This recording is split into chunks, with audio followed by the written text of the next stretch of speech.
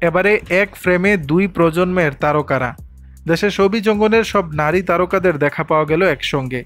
একই ফ্রেমে তাদের খুব একটা দেখা যায় না, তবে ব্যতিক্রম হলো সোমবার 29 এপ্রিল রাতে সব তারকারা একসঙ্গে হয়েছিলেন। প্রসাধনী ব্র্যান্ড লাক্সের শতবর্ষ উপলক্ষে এক অনুষ্ঠানের আয়োজন করা হয়েছিল, সেখানেই এই সুন্দরীদের দেখা মিলেছে। দুই প্রজন্মের তারকারা এক হয়েছিলেন।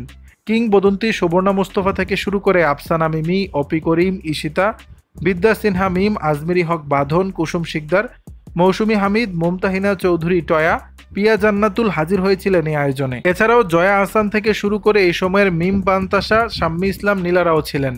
সামাজিক যোগাযোগ মাধ্যমে এই আয়োজনের একাধিক ছবি পোস্ট করেছেন উপস্থিত থাকা তারকারা।